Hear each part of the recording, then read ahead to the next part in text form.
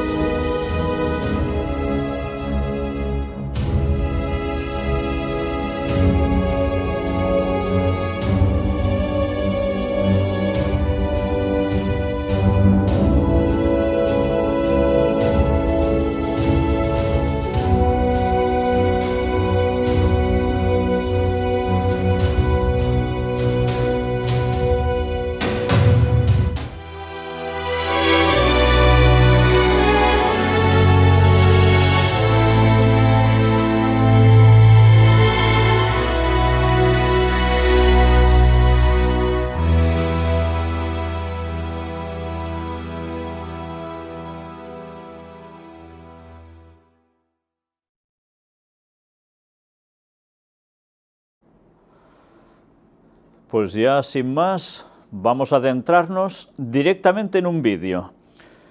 No es precisamente del momento de la llegada del Papa Francisco a México, pero sí tiene que ver con algo que el Papa iba a ver allí, que era, dicen, básicamente su objetivo principal. El vídeo que vais a ver es el misterio de los ojos de la Virgen de Guadalupe. Estuvimos tratando sobre este tema, no solo sobre los ojos, sino toda la tilma en general. Y hace tiempo, en Puertas Dimensionales, cuando hablamos sobre la Virgen de Guadalupe, pero me gustaría que vieseis este vídeo para adentrarnos después en lo que va a venir en todos estos días de la visita del Papa a México.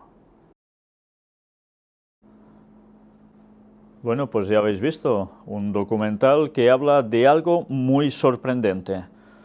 En los ojos de ese retrato, de esa imagen plasmada en la tilma, aparece algo en concreto, en los dos. Y es, dicen, 13 personas, como si fuera una instantánea de reflejo en la retina que se puede quedar registrado. Bueno, es cierto que la verdad ellos lo explican y necesitas imaginación y un poco más para divisar 13 personas allí, y tal como describe quiénes son. Pero bien, ahí queda eso. Pero da que pensar que, bueno, lo que él dice, en un ojo se ve esto y en el otro igual. Y eso teóricamente es algo, bueno, humanamente, dice él, imposible de realizar. Sea como fuere, lo que sí que da que pensar es que, si eso es verdad, mira qué casualidad que sea precisamente una cantidad tan relacionada siempre con la famosa aparición de Virgen. 13, el número 13.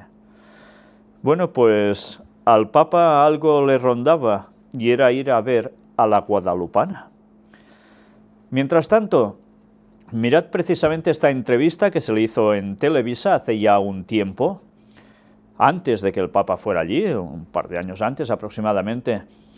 Y en esa entrevista se hablaba precisamente de algo de México.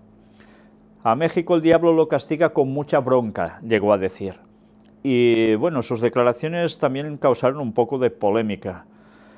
Pero mirad cómo precisamente entre la entrevistadora y el Papa hay la imagen ¿de quién?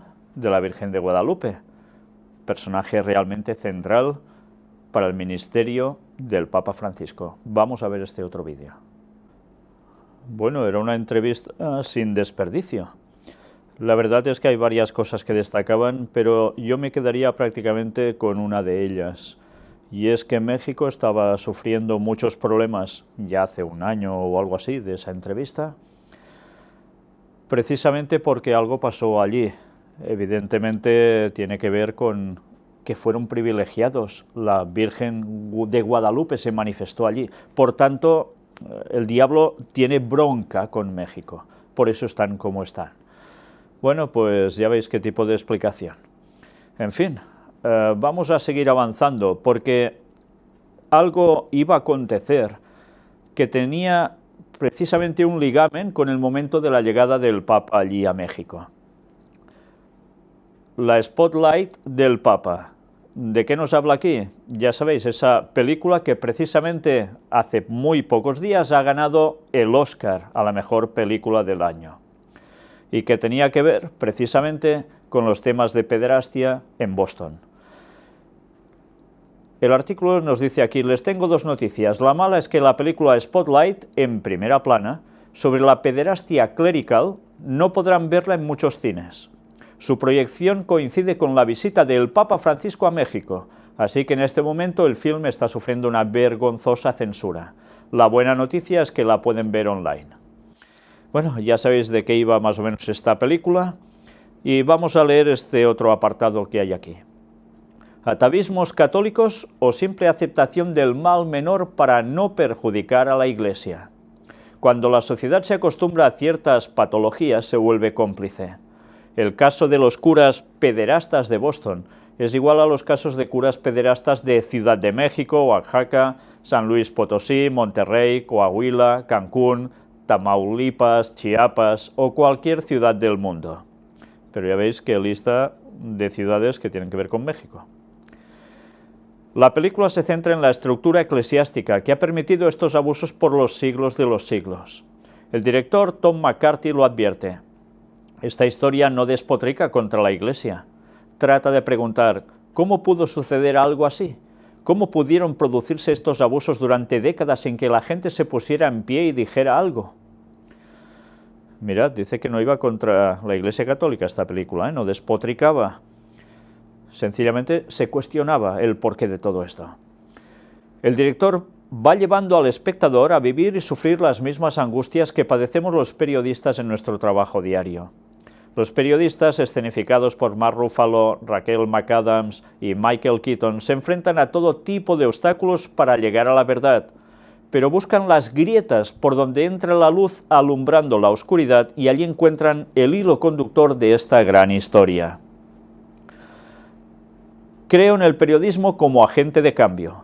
Una buena investigación no se conforma con descubrir la verdad, su objetivo es finalmente conseguir que algo cambie. Y el equipo de Spotlight lo logra. Gracias a su trabajo y luego al de muchos otros periodistas, sabemos que en Estados Unidos existen más de 6.427 curas acusados de abusar sexualmente de 17.259 víctimas. Casi nada, ¿eh? Gracias a los periodistas sabemos que la Iglesia Católica estadounidense se declaró en bancarrota al pagar en los últimos 20 años más de 2.000 millones de dólares en compensaciones a las víctimas. Esta película llega a México en coincidencia con la visita del Papa Francisco y algunas salas han preferido no exhibirla. No importa, el escabroso tema de la pederastia clerical perseguirá al pontífice del 12 al 18 de febrero allí donde vaya. Tampoco importa que no quiera recibir a las víctimas mexicanas de abuso sexual de sacerdotes. Ellos existen con o sin su mirada complaciente sobre los victimarios, la mayoría de ellos aún impunes. Bien, y hemos de decir que ya sabéis, estuvimos presentando precisamente en la conferencia 247, primera parte, sobre el Vaticano, donde mostramos, la segunda parte de Hollywood, donde estuvimos mostrando el por qué ganó esta película precisamente el Oscar, y una vez más hemos de decir que todo se está moviendo porque por detrás desde un principio ellos mismos hicieron salir o saltar la liebre para mostrar al mundo que se iban a depurar, porque de estas cosas ya se hablaba mucho. Pues bien, esta película les ha ido a la perfección. Y, como no, se ha llevado el Oscar. Dicen que con esta película se producirá un cambio. ¿Realmente será así? Ya estuvimos mostrando más de una noticia que en verdad nos aclaraba que de eso nada de nada, solo fachada, solo apariencia de limpiezas con 4 brotes de matices, nada más. Y alguien que estaba puesto en ese lugar donde se iba a trabajar expresamente para hacer este tipo de limpieza, se ha dejado de lado porque estaba acusando directamente que no se estaba haciendo nada en verdad.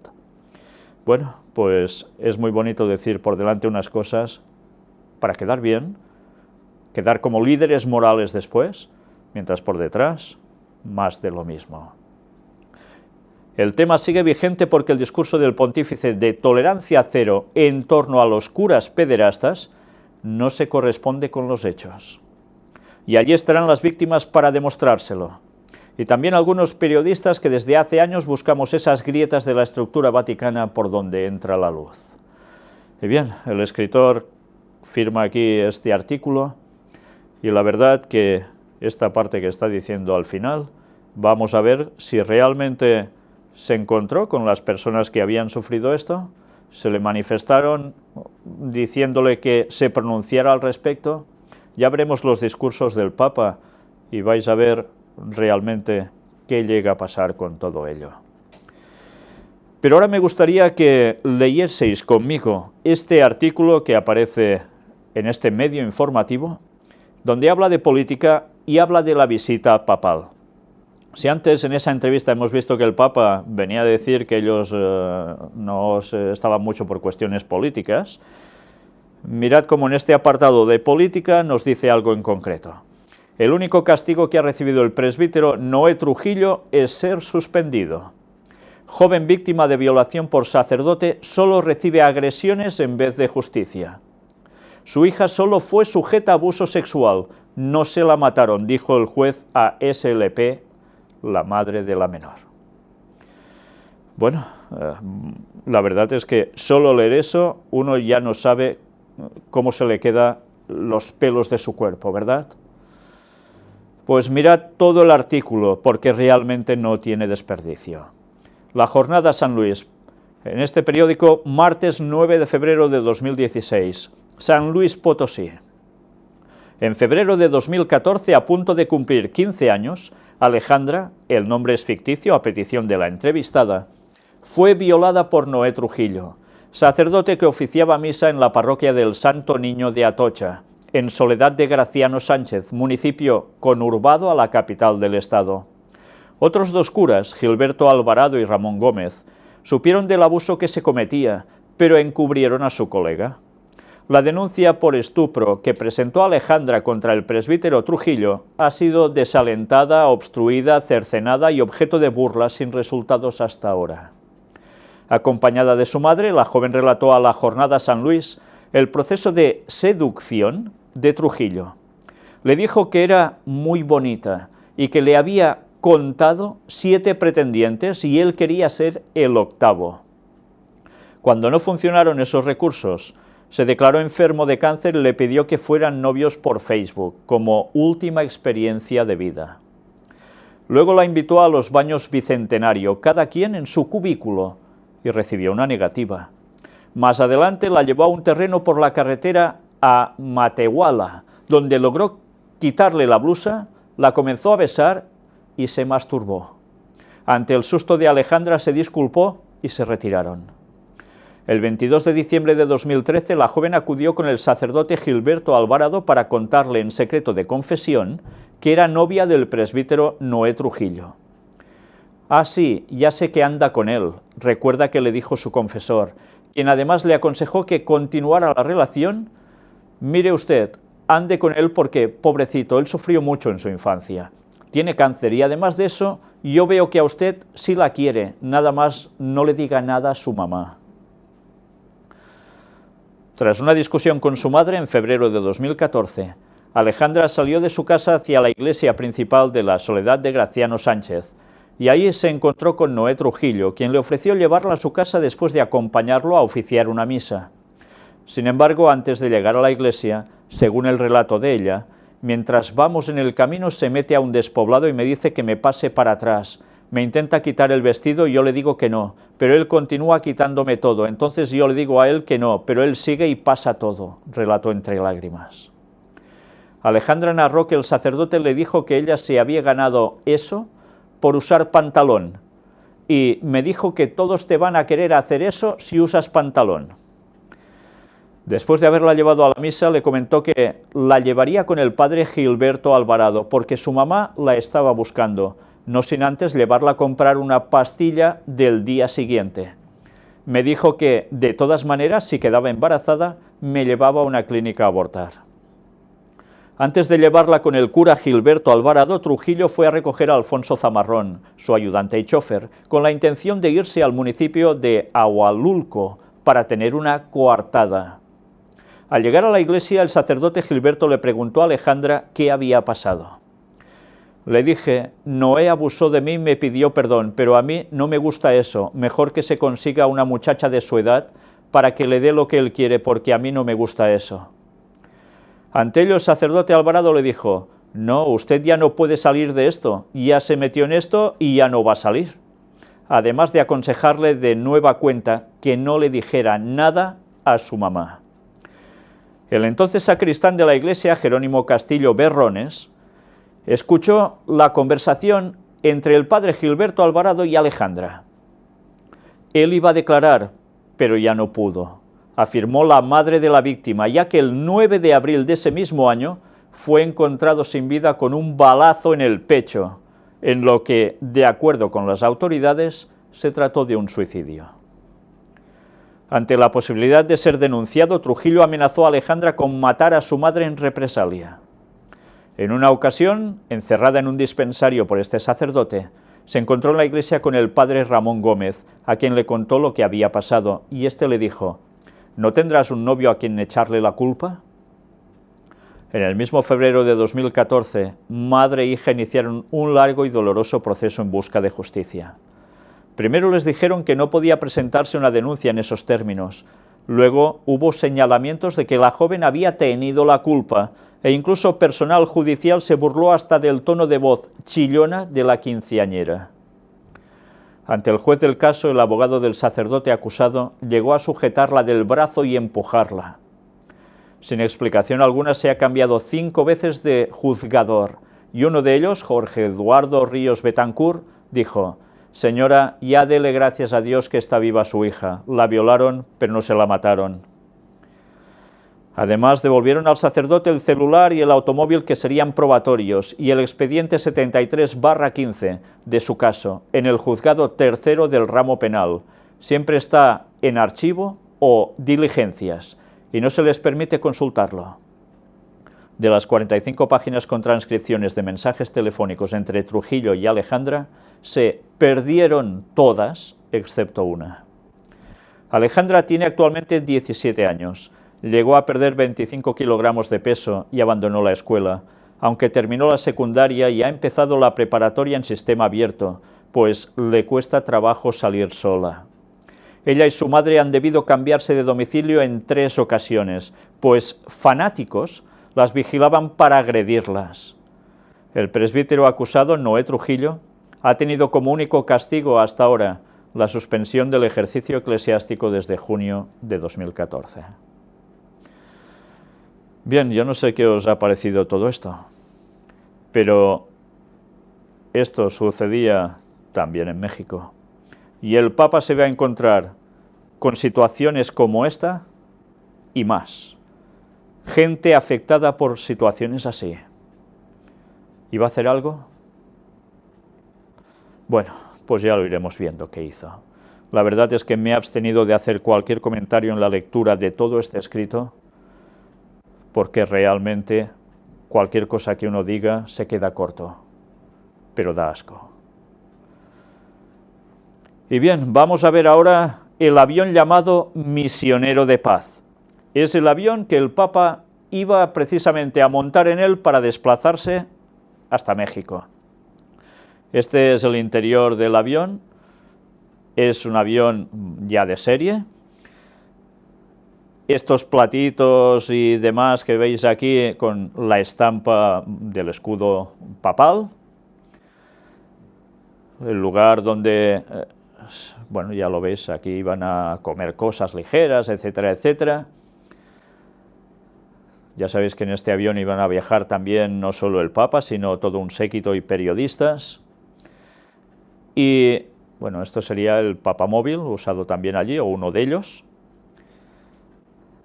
¿Qué había en el avión? También, una vez más, las rosas de este color clarito, que son las que dicen que es cuando hay la aparición de la Virgen, y al mismo Papa le pasa que hay una manifestación de la Virgen y le aparece una rosa de este color. Cosa rara, ¿no? Bueno, y cómo no, claro, el retrato de la aparición de la Virgen de Guadalupe.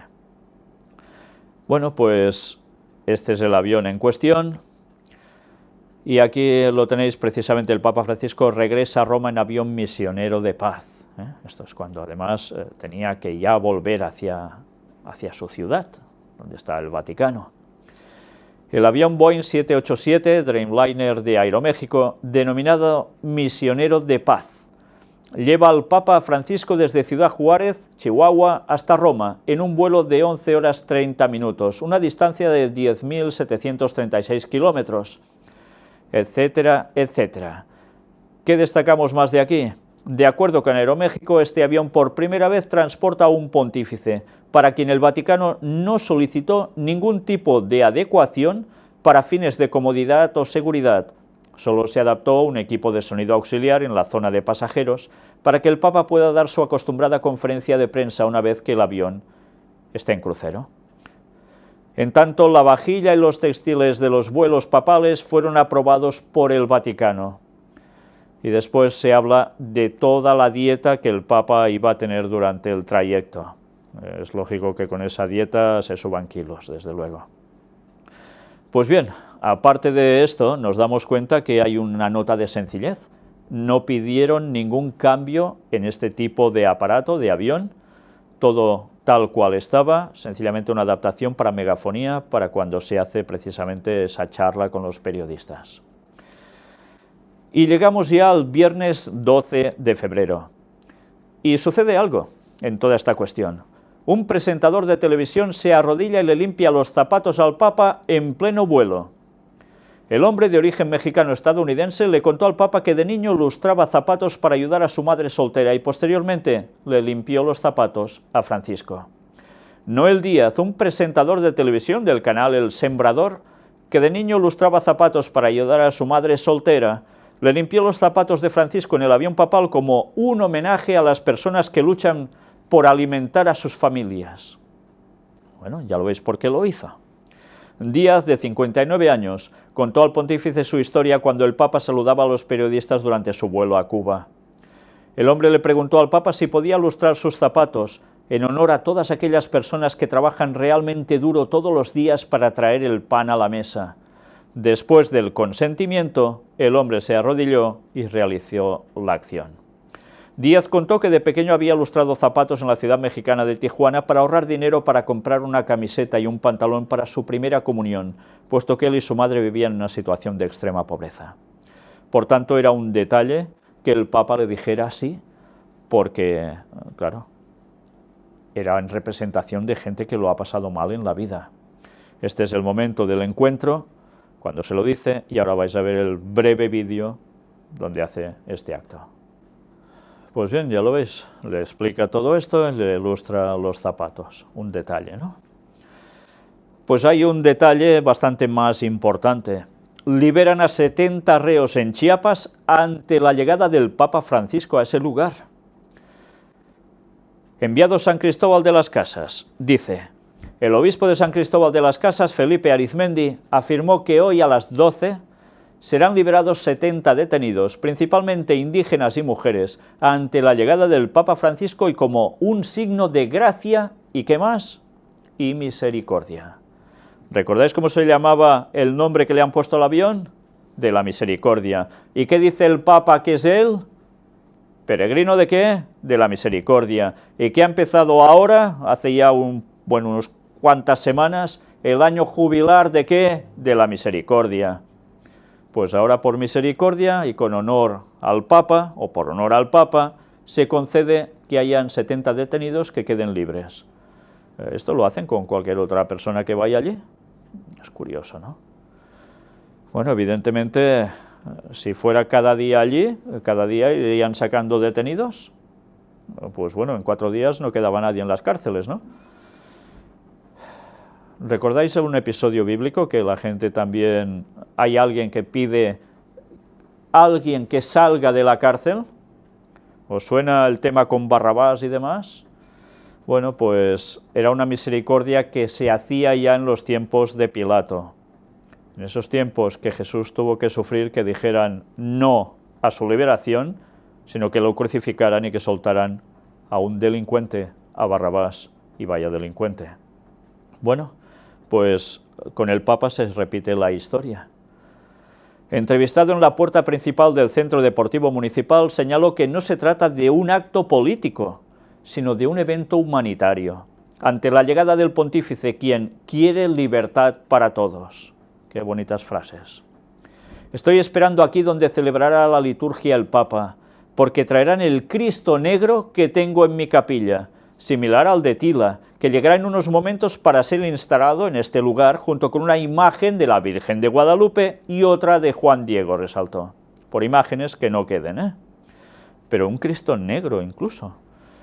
Uf, qué cosas, ¿no? Bueno, hemos visto vírgenes negras, pues también hay Cristos negros. Y no es una cuestión de racismo, no, es que nada tiene que ver con la realidad. El obispo de San Cristóbal expuso que la visita del Papa es para estar con los indígenas, que se viva más el Evangelio, que no haya más fracturas y que exista armonía en la diversidad de culturas. Por tanto, ¿qué es? Una globalización sin problemas, con paz y todo viviendo más el Evangelio, por tanto, un ecumenismo para todos.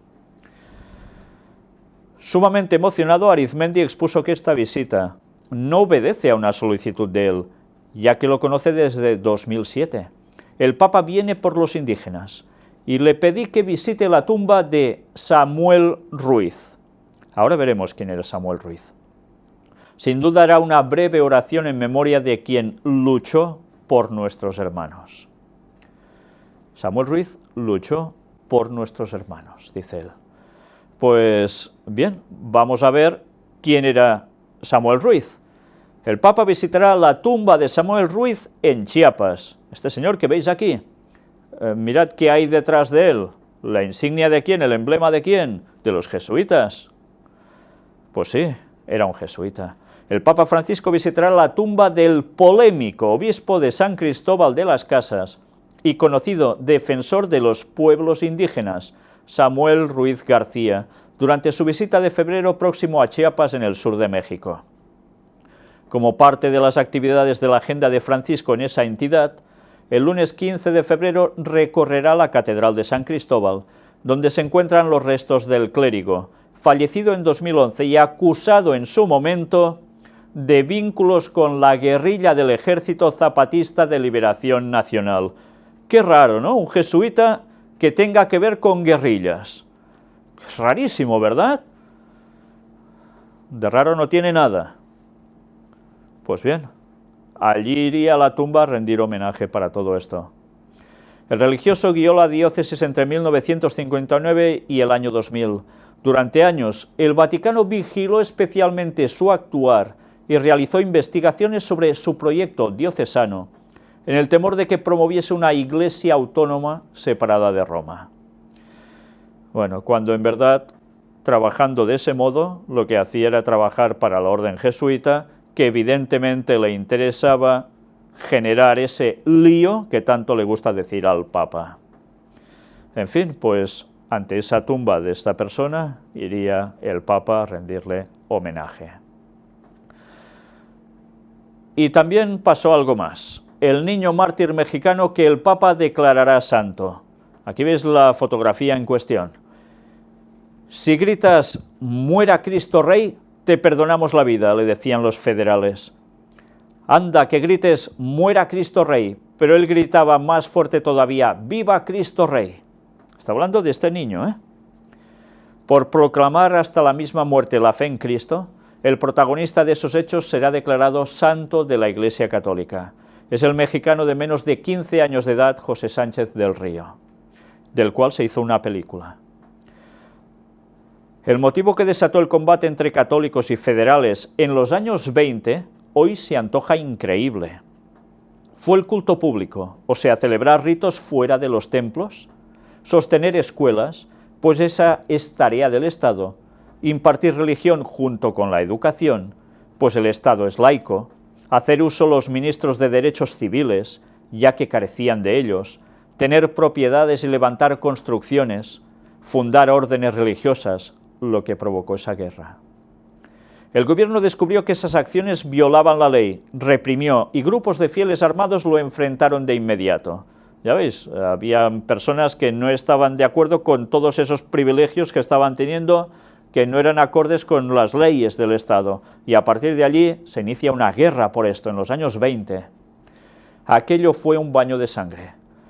Hoy a esas milicias religiosas se las tacha de fanáticas.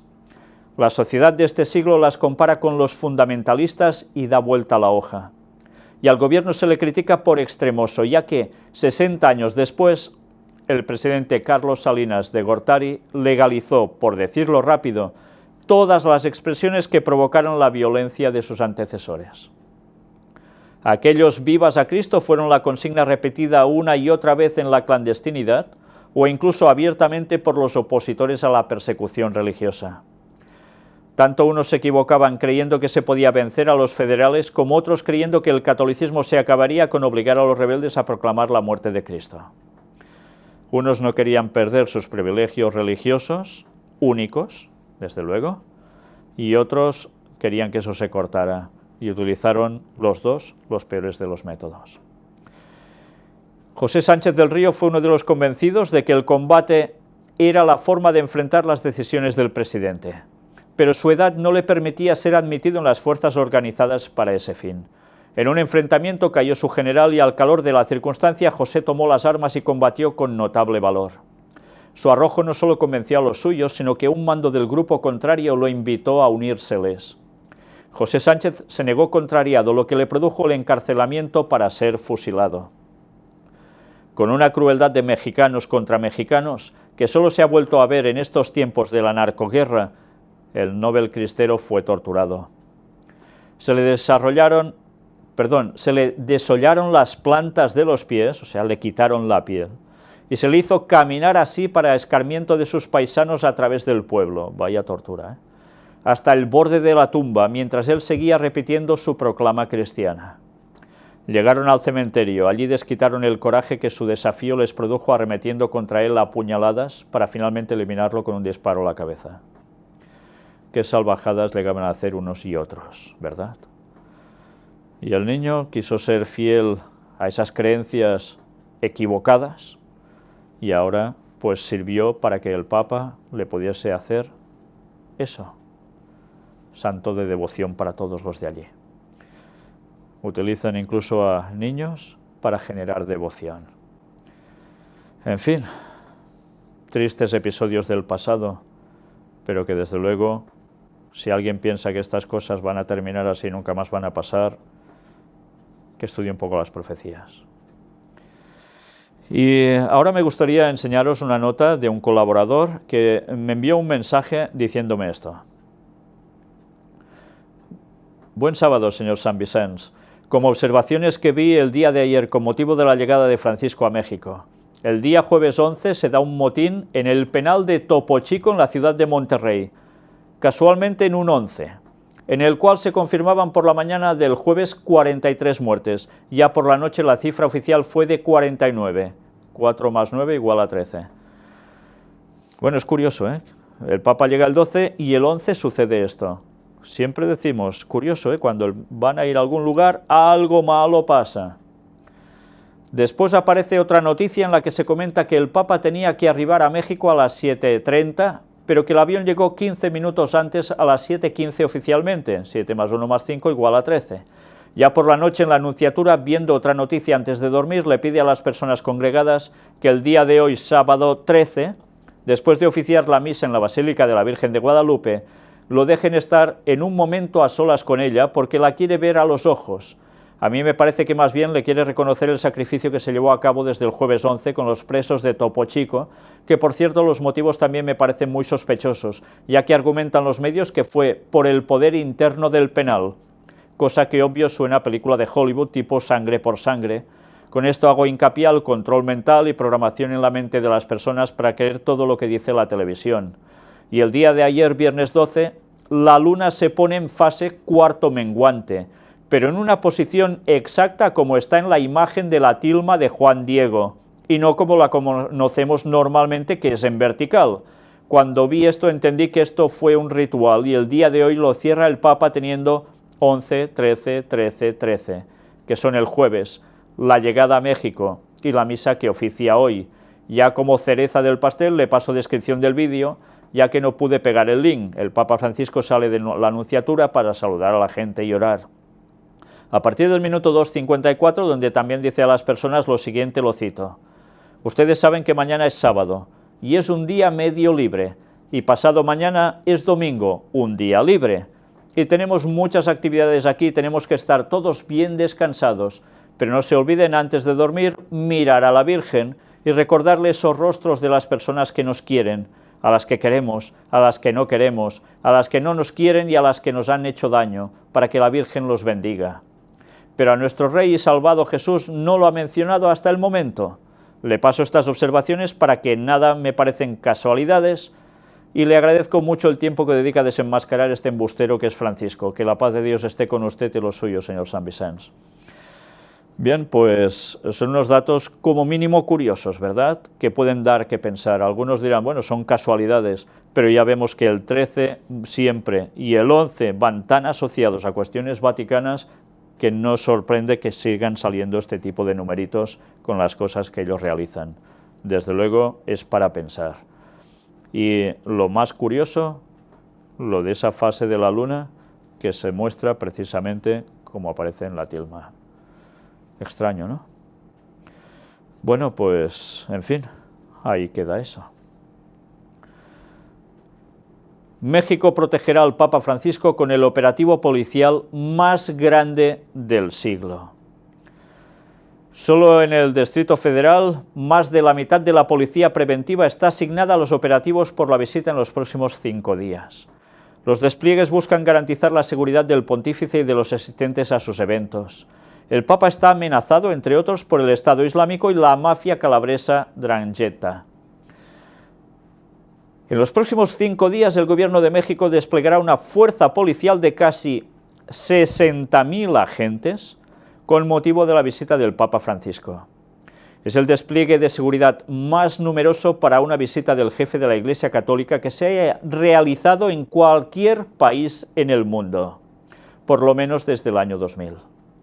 El operativo, que involucra más de una decena de corporaciones policiales, supera en número de efectivos a los que se han realizado incluso en países donde se conocía de amenazas al sumo pontífice, como el de Filipinas, donde se movilizaron a 50.000 policías y soldados, o los implementados en los países africanos a los que acudió Francisco en 2015. Solo en la Ciudad de México, poco más de la mitad de la policía preventiva estará comprometida a partir de este viernes 12 de febrero para el resguardo y trabajo de vialidad en los sitios y recorridos en donde estará presente el jerarca católico. Los casi 60.000 policías asignados a los operativos no son, de hecho, toda la fuerza desplegada para la visita del Papa este año. A ellos se sumarán elementos del Estado Mayor Presidencial, de la Secretaría de la Defensa Nacional y del CISEN, que coordinarán todas las acciones y realizarán trabajos de inteligencia. Vaya movida de seguridad que tuvo la visita del Papa, ¿eh? Realmente impresionante, única en el mundo, ni en lugares donde había estado amenazado de muerte. Bueno, todo un despliegue tan colosal, evidentemente suscita que aún haya más atención mediática. Y bueno, iremos viendo a lo largo de estas temáticas lo que hemos mostrado precisamente en el escrito anterior de la nota del colaborador, de esas frases del Papa hacia la Virgen de Guadalupe y hacia el pueblo, pero iremos viendo más detalles en otras cuestiones realmente interesantes. Ahora lo que vamos a ver es ya la llegada del Papa Francisco a México. Mirad el vídeo porque fue todo un despliegue colosal. Bien, pues aquí vemos la escena cuando desciende. Os habéis fijado que hubo un retraso hasta que sale. Es el momento en que los números cuadraban con esos famosos que hemos mostrado antes. Y hubo todo un despliegue bonito, muy característico de allí. Ya lo veremos también todo en su momento, a la llegada, a la salida. Pero hubo unos detalles que no todo el mundo ha visto. 8 detalles que no viste de la llegada del Papa Francisco a México. Y por un lado, ya lo sabéis, los mexicanos se han estado preparando para la llegada del Papa en las afueras de la Basílica de Nuestra Señora de Guadalupe. ¿Qué sucedió? Pues un grupo de mariachis cantaban el conocido himno La Guadalupana frente a 3 estandartes que llevaban la imagen de la patrona de América. Ya veis que siempre es cuestión de idolatría. Quizás ellos ni se lo han planteado así. Después también, cuando sucede esto, la ceremonia de bienvenida, por pedido de un mariachi, el Papa se pone el sombrero tradicional.